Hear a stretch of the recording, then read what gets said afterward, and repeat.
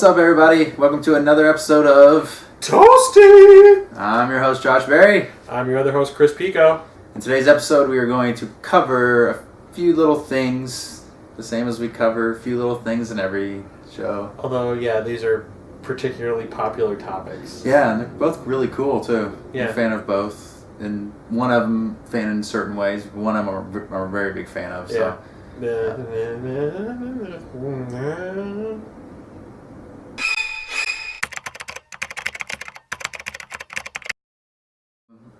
They put a new trailer out for a new TV show called Gotham. It'll be on Fox next fall. Yeah. Which means it'll get canceled in 3 episodes. Right, sorry for that, but yeah, Fox has got it. It'll win a bunch of awards and it'll be it'll be a fan favorite in 3 episodes, but nobody watched it, so therefore it's gone. Yeah. They just canceled Almost Human. Oh, really? Yeah. I thought that was doing really well. I thought so too. It's a J.J. Abrams show, Yeah. and they're like, oh, he's got the new one coming out though. Whatever. Anyway, Gotham. Yeah, Gotham. So it's like a Batman prequel show. Yeah. So I guess it's about Jim Gordon, Commissioner Gordon, like when he's a beat cop or a detective, actually. Yeah, I think he's just starting out. Yeah. Literally just... And he encounters, Bruce Wayne right after his parents have been murdered, and I guess they're going to introduce like child versions of like Poison Ivy and Catwoman and the Penguin and Riddler. And probably a few other villains too, and just how it all ties into what we know of like the Batman lore. Yeah, and it looks like it has like the darkness that like Batman needs. It feels like Batman. Yeah, and it looks really awesome. I just wonder if they're gonna make it look like the Nolan movies. If they're gonna try to make it feel like that, at least not be part of that universe, but at least feel like it a little bit. That'd be kind of cool. But yeah, the cast looks awesome. Yeah, the cast. I'm just excited to be able to watch because I've read Batman where Alfred was young, but it's gonna be kind of cool to see Alfred as well. I mean, he'll still be like 40. Yeah, he's gonna have to. He's gonna have to because he's supposed to be ancient when like, Bruce was an adult. So I mean, Master Bruce, it's my 110th birthday. Can I have a day off? No. Wayne Corp has shit to do. All right, you can't. Fiddlesticks, I think is what he would say. Yeah. Oh, you have no razzmatazz, youngster. Yeah, it'll be because Alfred was always one of my favorite parts of Bruce Wayne's life, and it'll be kind of cool to be able to do a TV show where they can show, because I think a lot of people would really like Alfred once you find out like his past, and this would be a good way to show off where he came from. And all that. Yeah, that'd be kind of cool. Yeah, and like show off Jim Gordon, because we only really know like Jim Gordon after he's already become commissioner and all that. Yeah, so it'll be kind of cool to see him coming up the ranks. Right, and being like he's an old war vet. That's a cool angle. Yeah, and so that's gonna be cool. In the trailer, they show like young versions of not only Bruce Wayne but like Catwoman and Poison Ivy and the Penguin and the Riddler. I can only hope they're going to introduce the Joker at some point. That would be kind of awesome. Yeah, but like, it's really cool that they show like their origins too. It's not just about Commissioner Gordon and Bruce Wayne, because it looks like Bruce Wayne is going to be a big part of it. Yeah.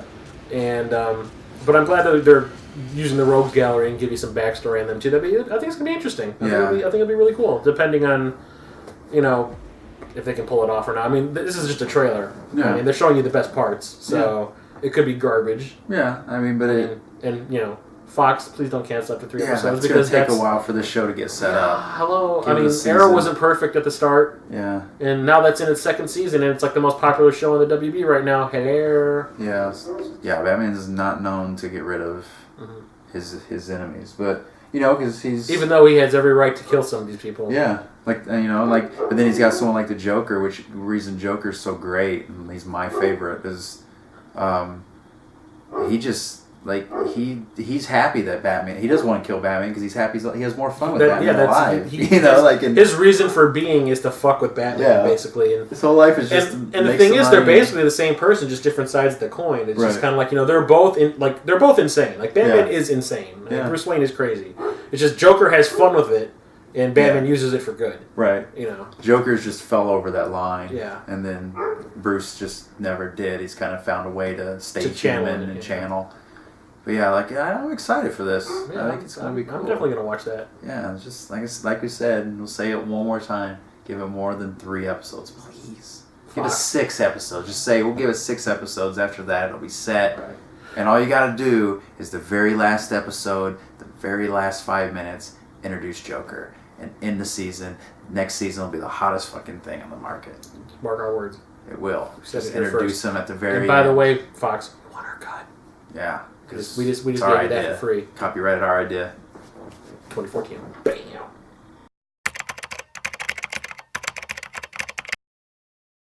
May 4th happened this past weekend.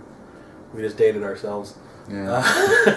And yeah, like with because it's like Star Wars Day, a lot of information leaked out or was officially released regarding Episode 7 and Disney's plan for the Star Wars franchise, as well as the TV show that they are releasing next fall, and their plans for the video games that they're going to start making.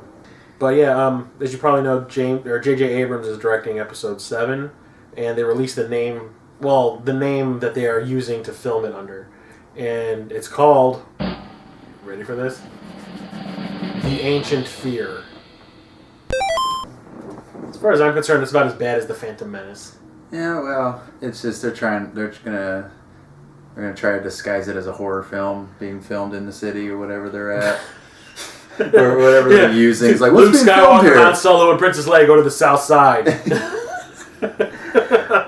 Princess Leia in. We went past 95th Street. God damn. But yeah, I don't like it. I don't like the name. I didn't like the whole idea that Disney bought it. The day that I read it a couple years back, I actually got upset and Facebooked about it. But then, on the other side, Disney hasn't. They own Marvel too, and they haven't messed Marvel up. I can't completely lose. It's just the whole thing of I don't want Disney to have everything cool from my childhood. Yeah.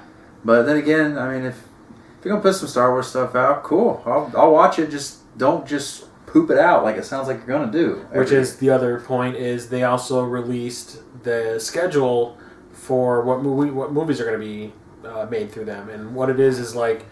Summer 2015, we're going to get Episode 7, which is the Ancient Fear. And then every other year, we're going to get an official sequel. We're going to get, 2015 is going to be Episode 7, 2017 is going to be Episode 8, and 2019 is going to be Episode 9. But they also said in between all of those and following 9, they're going to release a standalone movie each summer that a Star Wars official movie does not come out. So you're going to get Episode 7 one summer, the next summer you're going to get a standalone movie. Then Episode 8, standalone movie. Episode 9, standalone movie. And as far as I'm concerned, you're going to burn people out on Star Wars when you got one coming out every goddamn year. Right. I mean, I don't know what these standalone movies are going to be. The rumor there's going to be like a Han Solo origin movie. There'll be a Yoda movie, and then there'll be a Boba Fett movie, which we already have seen already in Episode 2. So what the fuck the point? What they're going to be is like we were talking earlier about Spider-Man 2, what people have said about it. What those middle ones are going to be standalones are going to be advertisements for the next big film. That's what they're going to be. I'm hoping they're not going to be. I mean, just tell a standalone movie. Yeah, be its own thing. Story. That's cool. It doesn't have to tie in anything. Just if you want to. I wouldn't be opposed to seeing a movie that's just about Han Solo and how he met Chewie. Here, let's explain some things. I mean, it would be cool to see someone else playing Harrison Ford's part. Right. But I mean, if you got to do it, you got to do it. I wouldn't be opposed to that, or like even a Yoda one. Like we know nothing about Yoda. Right. Zilch. Besides that, he was wrong about everything, basically. And he apparently didn't train Obi-Wan. Right. Fuck you, Episode 1. And then Boba Fett, who gives a fuck? I hate that character. I've always hated him. Yeah. I don't understand why everyone is so obsessed with this douchebag. He says 3 lines, and within the course of 2 weeks, he says 3 lines, and then gets eaten by a sand vagina. Yeah, he does get eaten by the sand vagina. A sandgina.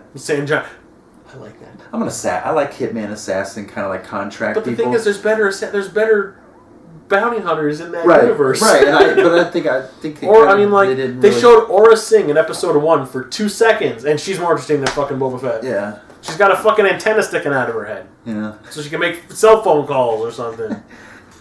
Yeah, I'll check this new one out, but... I mean, J.J. Abrams is making it, and I really like what he did with the Star Trek movies. Even though he says he wasn't a Star Trek fan, he was always a Star Wars fan. And I will admit, he did kind of Star Wars the Star Trek a little bit. I mean, he did make it a little more action-oriented and not really idea-oriented like Star Trek always has been. But I'm not opposed to it because it's kind of like, if you want the franchise to be viable, sometimes you gotta make some changes, and I thought he changed it in the right ways. But the ideas are still there. Mm-hmm. You know, it's just not as broad as they were on the TV show. Where it's kind of like this one's about rape. Yeah. And this one is about racism. You know, it's like what was Into Darkness about? It was about 9/11 paranoia. Yeah. Well, J.J. Abrams can get people to act. Yeah. Like he's awesome with casts. Yeah. He knows how to fucking cast the right people, which is the other thing that we wanted to talk about. So more news that was released on the 4th was that they released the cast list for the new movie, Episode 7. And not only does it bring back Harrison Ford and Carrie Fisher, and Mark Hamill, and Peter Mayhew, and Kenny Baker and Anthony Daniels from the original series, or the good trilogy. There's plenty of new cast members added, and they are Adam Driver, who I've never heard of before, Oscar Isaac, who was in Sucker Punch, John Boyega, who was in Attack the Block. If you ever saw Attack the Block, oh my god, you gotta watch that, dude. Really? Daisy Ridley, who I think has only been in one movie before, and they cast her. Andy Serkis, you know, Gollum. Ah. And Domhnall Gleeson, who is Brendan Gleeson's son. He was in the last Harry Potter movie playing one of the Weasleys. The villain, from what the rumors are to be believed, is Max von Sydow. It's fucking Ming the Merciless. Oh, wow. Hells to the yeah. Oh, wow. I'm done. J.J. Abrams sure knows how to build a cast. Yeah. So not only did he lure all the old folks back from the original series, but he's got all these new people, and I just hope they're better than the people from the prequel trilogy, because Hayden Christensen is goddamn. I don't like sand.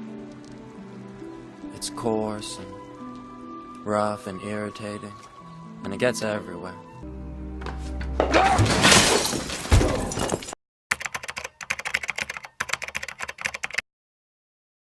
And another thing that they released this weekend for the 4th was the first trailer for Star Wars Rebels, which is the new, CGI animated TV show that's going to replace the Clone Wars as canon. Because, Disney also made a statement last week, I want to say, that pretty much anything that isn't the prequels, the original trilogy, or this new TV show Rebels is not considered canon at all. Not Clone Wars, not any of the novels, comic books, video games. 20 years of just 30 almost, like 30 years of stuff. Just none of it counts except for the stuff that Disney is making. It's heartbreaking. And that's it.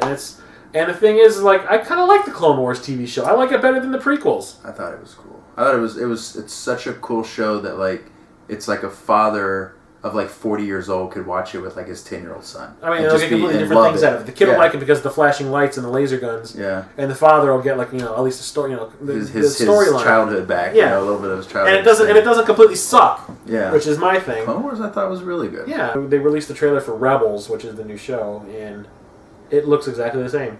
Mm-hmm. Animation-wise, it looks like the exact same animators are working on it. Yeah. What we saw of it looks cool. It's got the one Jedi, like you said, like he's kind of the cowboy Jedi. Yeah, they keep on referring to him as the cowboy, or the Jedi cowboy. Yeah. Because he's like, he was a Jedi but when the Purge happened in Episode 3, he like escapes, and he kind of gives up the Jedi lifestyle, and he doesn't show off the fact he's a Jedi because obviously they'll come for him and kill him. So like he tries to hide it, but he I guess it was like if you take a Jedi and you mix him with Han Solo, that's what you get. Mm-hmm. He's kind of like this outlaw Jedi. It's got childish stuff in it, but yeah, it could be cool, it could be crap. Yeah. You don't know. It could be awesome. I don't know if it'll be as good as the Clone Wars was, but we shall see. Well, I mean, it takes place between Episode 3 and 4, so there's cool stuff that could happen between those. Yeah. It just all depends on, how they want to go with it. Do they want to make it childish, or they want to do it like where they were? Because like you said, the Clone Wars, you can see how it grows. Yeah. And like, is that growth still continuing, or is this a whole different group that are like new guys who want to keep their job, and so like everything's kind of mellowed down a little bit? Yeah, no, that's my fear.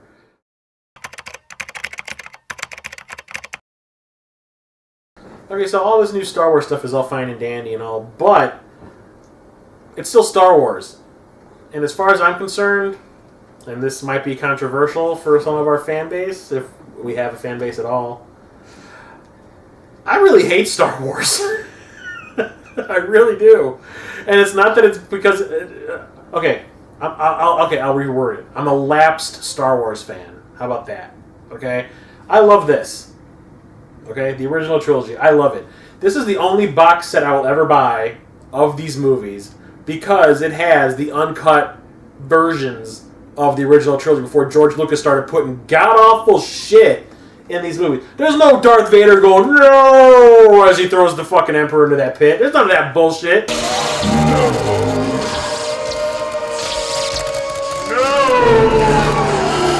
There's no Han Solo walking over Jabba's tail.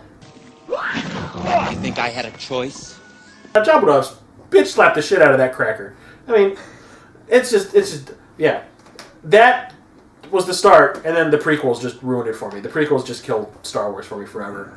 I was like, the guy who created, these 3 pretty awesome fucking movies, created 3 of the worst movies I've ever seen.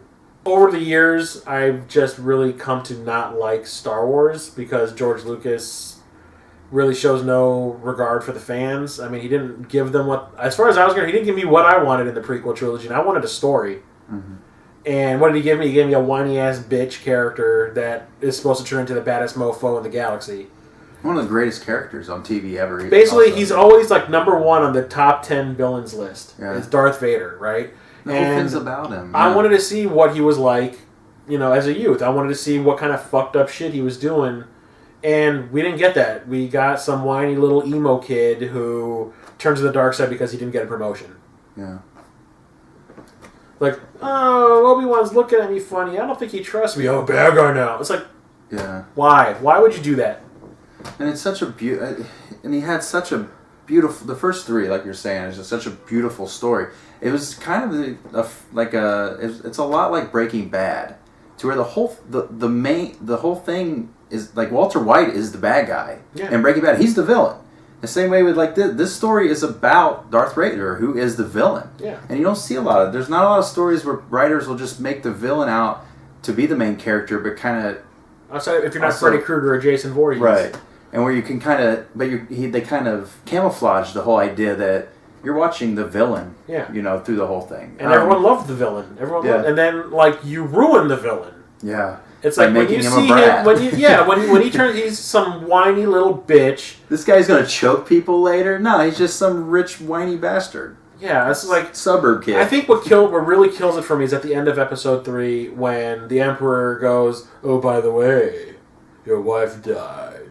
Yeah. And then you got fucking Darth Vader going, "No!" That turned into a joke online. I mean, that was a fucking internet meme. Was no. It's like, why would you do that to one of the greatest characters in film history? Why? Yeah. You ruined him, Lord George Lucas. You are a dick. Yeah, and I felt like the prequel 3 was just him selling Lucasfilms. I think it was kind of being like, look what I can do. Hire this production company to do your that was what I film. thought when I saw episode 1, because it was like there was no episode 1. I mean, you can tell me how awesome it was as much as you like. It has no story. Kids don't give a shit about trade embargoes. Yeah. Okay? How that was a good idea for a backdrop for a movie, I don't know. But it's like, basically while watching that movie, it was like the first time there was a full-fledged CGI character that was interacting with live people as if it were there, and Jar Jar, which we all know is one of the worst ideas in film history. And it felt like when I was watching it, I remember saying to myself, I was like, this feels more like an ILM, Industrial Light and Magic demo reel that they put out there to say to the film companies, it's like, hire us, we do good stuff. Yeah. And it was like, it wasn't a movie, it was a demo reel, and that's what kind of ruins it for me. Yeah, it had a cool fight at the end of it with Darth Maul and Obi-Wan and Qui-Gon. But outside of that, it's like, what did they have going for it? Nothing. Yeah. Terrible dialogue, terrible acting. The story makes no sense. There is no story. I mean, and that's the problem with the prequels is there is no, you look at all 3 of them together, there is no story. Mm-hmm. It's just backdrop. It's just filling in the blanks of stuff that you kind of half knew from the original trilogy. Yeah. There's no plot. There is no plot at all. It's just, there's nothing. Not like Empire Strikes Back. Well, the characters grow in Empire Strikes Back. They grow. Nobody grows in the original trilogy, in the prequel trilogy. Well, even in episode 1, we were talking earlier, there's no... hey, if you're going to show me 2 hours of Anakin growing as a boy and him dealing with life as who he is, awesome. You didn't do that. No, there was no hint at the evil bastard he was going to become. Yeah. It was just him for 2 hours going, whoopee, I'm a kid! Which would have been totally fine if you made him like this like nice kid or whatever, and then occasionally you see this like darkness kicking him. Yeah, like that, where he's almost bipolar. And then the first thing that happens in episode 2, one of the first things that happens in episode 2 is when we first get reintroduced to Anakin as a teenager. He's like, oh, Obi-Wan doesn't trust me. I don't even think he likes me. I was like, I'm supposed to endear myself to this person and feel sorry for him. Returns to the Darth Vader. I was just like, no, right now I kind of want to kick him in the teeth because he's just a whiny bitch. It's like, shut the fuck up. Because at that time he shouldn't have been whining. He should have started being the prick teenager. Yeah. You know, he should have started seeing the only real hint we got was like because he killed all those sand people because his mom got raped and killed. Yeah. Which is understandable that someone that's goes fine snap and and kill people. Because the mom thing got killed. It kind of comes out of nowhere. Right. It's like all of a sudden.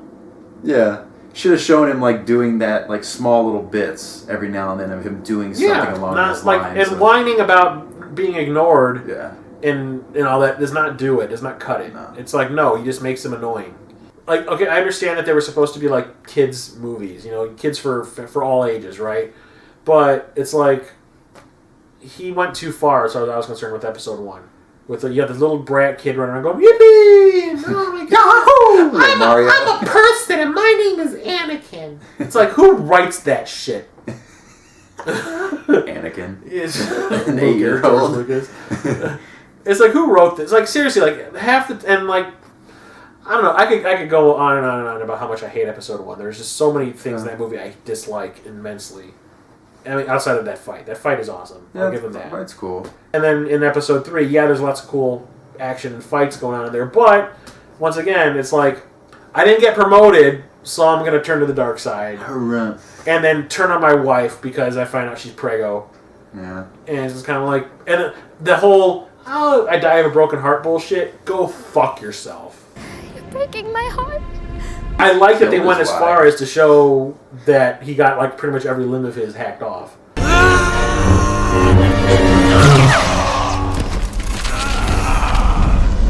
And I'm like, okay, that's cool. And there's an awesome scene right before it gets ruined in episode 3, I thought, when they're putting Anakin in the suit. And you see the helmet coming down on him when they're going to put it on. And the look on his face looks like he's terrified of it. And then he should have been happy. And I was like, that's kind of cool. It's like he's like kind of like, what have I become? And I'm like, that's kind of awesome. That was a great idea. And then it's ruined by him going, no!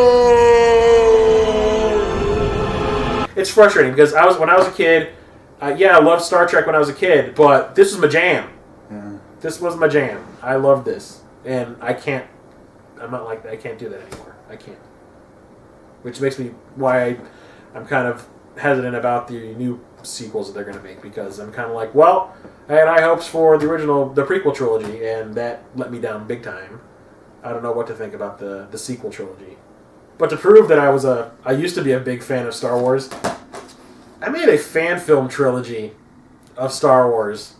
That's how big of a fan I was. I made this just after Part 1 came out, and Part 2 was about to come out, and I was so excited about Part 2 because it looked so much better than the first that me and a bunch of friends got together and made this. Yeah. Forget that happened. I mean, like, the prequel trilogy on paper is a good idea. But it's just, George Lucas should not have written it.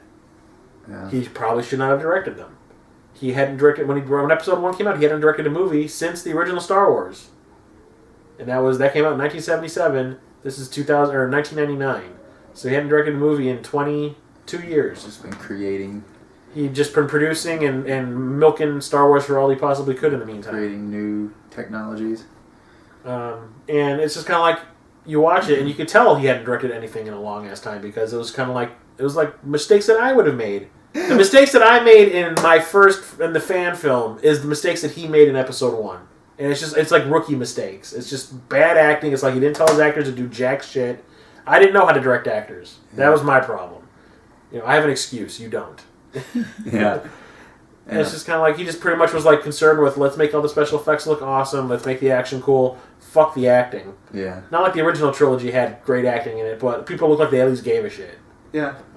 Well, the characters were fun enough. Well, that was the thing. They didn't have to be good actors. Yeah. They were fun. In this, and that's the problem with the prequel trilogy with me, is like all the characters are the fucking same. It's just all Jedis. And the ones that are cool, like Darth Vader, like he doesn't... There's nothing like that. There's nothing, he doesn't do anything. Count Dooku was kind of cool, yeah. I guess. But it's just kind of like, every character's a fucking Jedi, and it's like, there's really nothing you could... You know, and all the Jedis, you know, they're basically emotionless.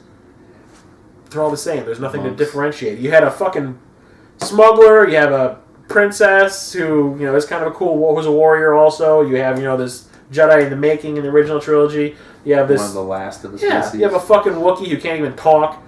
That's my other problem with Lucas, is he can't leave it alone. He can't leave these alone. He just has to constantly tweak them to make them fit into his stupid bullshit prequel trilogy. Yeah. It's like, okay, did we really need to see Jabba the Hutt in the first movie? No, because all the information we get from that scene, we got from the Greedo scene in the bar. Yeah. It's just the same information given you all over again, and just with bad special effects. Because they've redone the Jabba effects like 3 different times for 3 different releases of it, and it never has looked good as far as I was concerned. Like basically, he turned this trilogy into an ILM demo reel. It's like, look, we took a movie that's 30 years old and we put all new special effects in it. Can you tell? Yeah, of course we can. It's CGI. Yeah. Well, it's just like it's like Van Gogh going to one of his paintings and just adding something to it. It's like, why would you fight? yeah. Like, it's a masterpiece. Leave it alone. It's you know a what? masterpiece. Walk away. Lucas's best friend is Spielberg, right? Spielberg did that for E.T. He went back and put fucking walkie-talkies in the soldiers' hands instead of guns because he thought that was too violent and all that. He took deleted scenes and mixed CGI into it to make E.T. move better and move more realistically.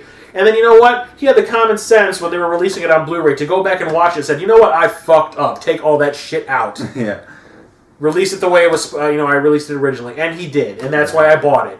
Lucas is just kind of like, you know what? Every single time I'm going to put some new shit in here. Like, now the Ewoks blink. Now Vader screams when he throws the Emperor down that shaft. It's like... And the worst of all is in Return of the Jedi, at the very end, when you see the ghosts. When Luke... looks at the... it's when the Ewoks are all partying at the end of Return of the Jedi. Oh, and he looks and he saw his dad, he saw Obi-Wan, and he saw Yoda's ghost. Now this dad, who was like the old version, is now fucking Hayden Christensen. It's like, what? George Lucas, you're dead to me. Maybe I don't know if I'm taking it too seriously. It's just a movie. Nah, well, it is just a movie, but it's not about taking it seriously. It's just about... Film is art, and... This is part of my childhood. Right. And I saw the original movie in the theaters in 1977 when it was first released. My dad took me to see it, and it was like the first movie I remember seeing in the movie theater. So it kind of has a personal place in my heart. Yeah. Okay, this is the first movie I remember seeing ever, and yeah, so I don't know.